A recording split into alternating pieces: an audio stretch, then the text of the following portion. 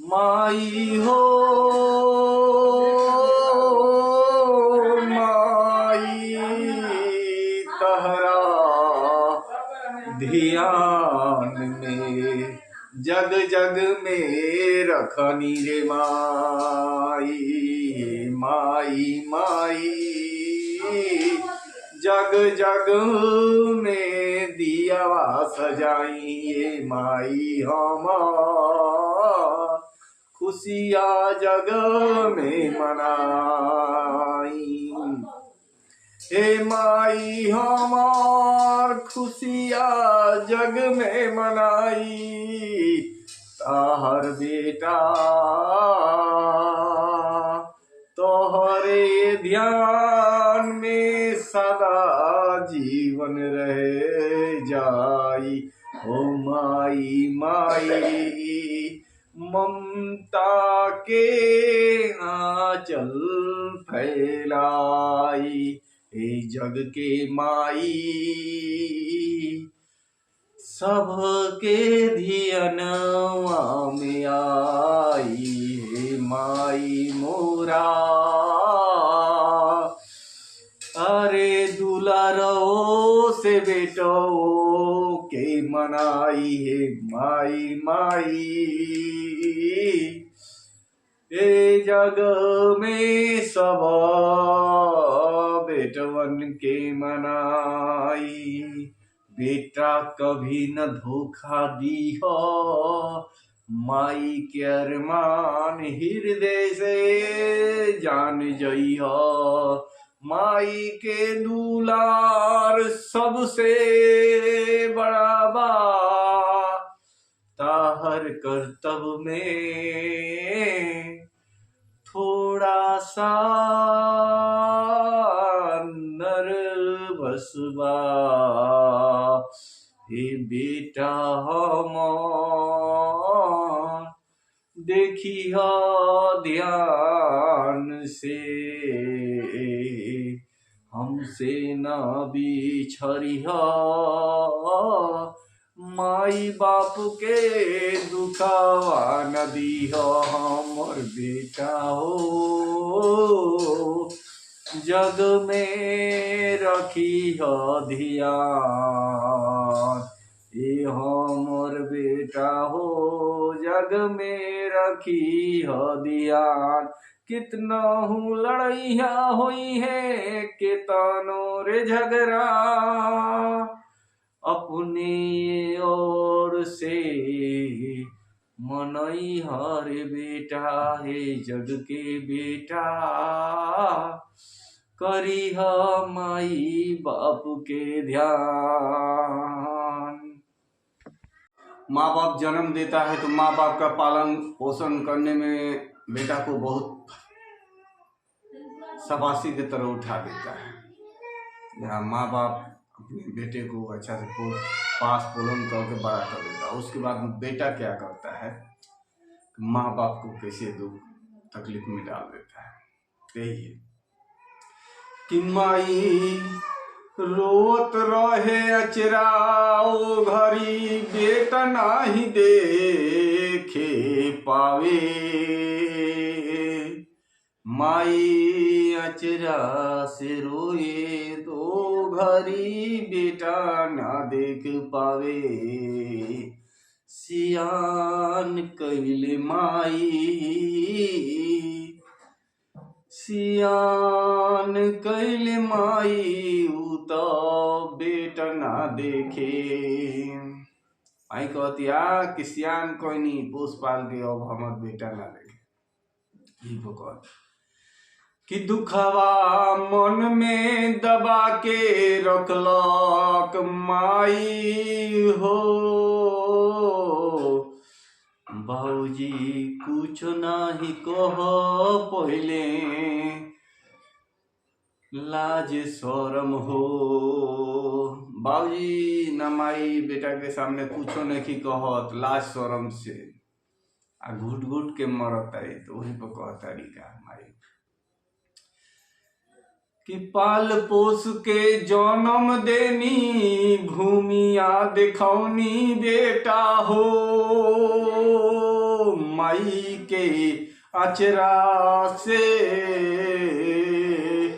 ओढ़ैले ओकर गिनती नाही कैले हो। माई कहती है कि बेटा तारा के आचरा में ओढ़ा ओढ़ा के कहूँ न पालन पोषण कह के तारा के सियान करी ऊ दुखवा तू अब नहीं खा जानत हो। तो माई के रोई बबुआ सुख नाही मिली, इतना तोह के बता देनी बबुआ संसार में कबो सुख नहीं मिली। सुखवा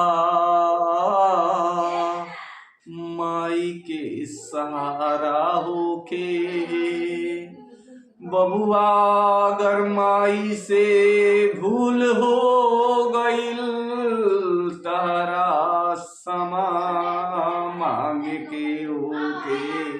माई अगर कितनो अगर भूल कहतिया तो बेटा तू अच्छा से समझाओ माई के।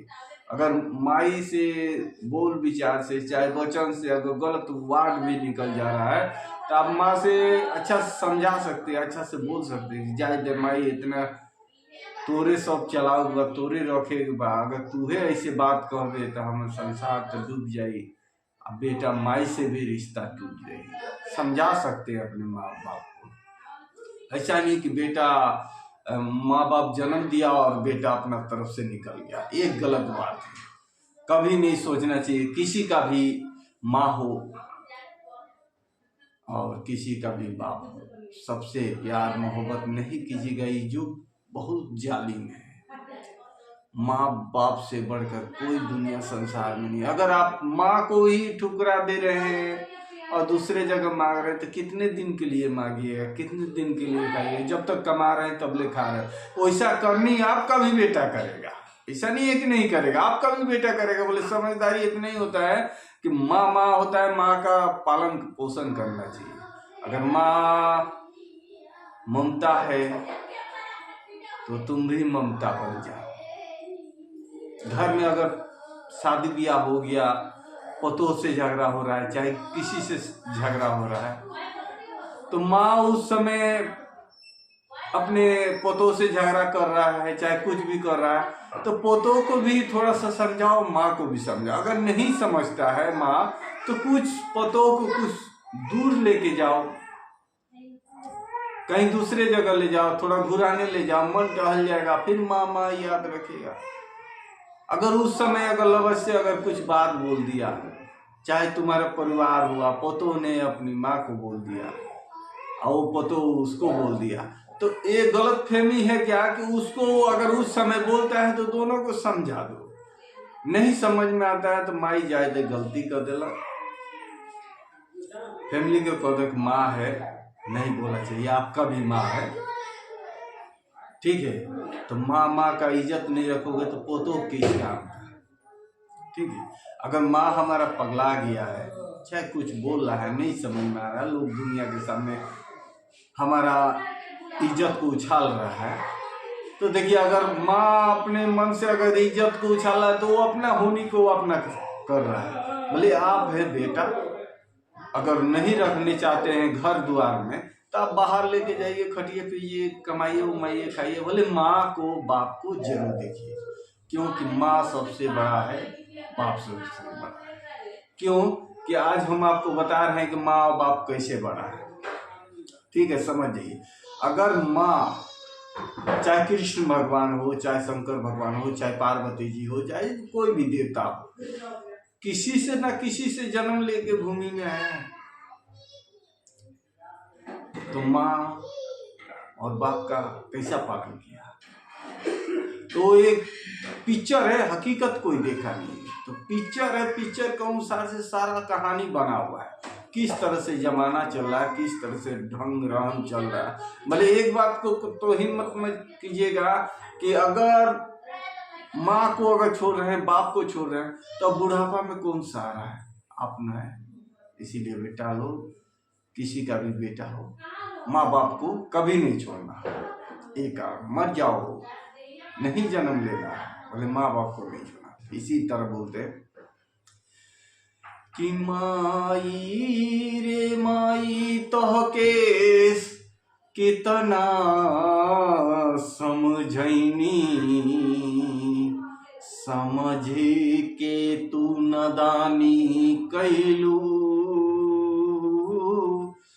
अभियो से सुधर जा रे माई, अभियो से सुधर जा रे माई। घरवा में कह द खुशी आके गवाही, माँ से करा बेटा कि अब छोड़ द ई सब, अब घर से दुनिया के मतलबी से सब समझ के अपने घर में खुशियाँ से आनंद से मनाए। वो तो ही आगे जब बोला कि माई ऐसे बोलती यार, तू बहुत सा बात बोले हैं जैसे अनसन जो भी प्रकार का जिन्हीं से वो सब बोल रहा है, तो बोलने का उचित है क्या कि गलती अगर हो गई तो माफी तोहर के मांगे के परी, हमर माई हिया तो तोहरो तो माई हिया, गलती तो माने के पड़ी। जुग जमाना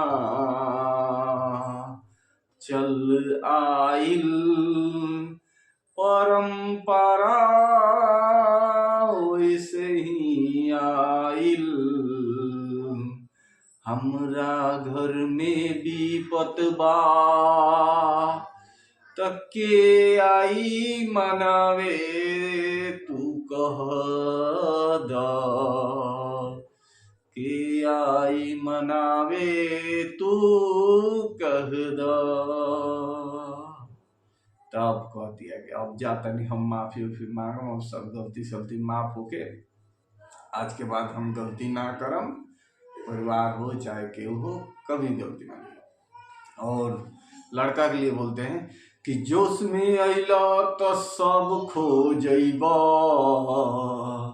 जितना तकले रही जवानी उतना ही तकले उड़ब बबुआ, सुन लो हमर बात, लइका जब हुई है तोहर होशियार, तब तोहरे रीतिया तोही के मरी है बार बार, हमर बात के ध्यान रख ली हो रे बबुआ साथ। कह रहा है कि जिस तरह हमरा के करबो उसी तरह तोहरो लइकवा करी, आ समझ बूझ के कोनो काम करी है बबुआ। अगर बेटा अगर माई के दुख देला तो तारा जीवन में कभी सुख ना मिली। यही खातिर सबसे नमस्कार दोस्तों, माँ बाप का सब ध्यान रखना, गलती सलती माफ।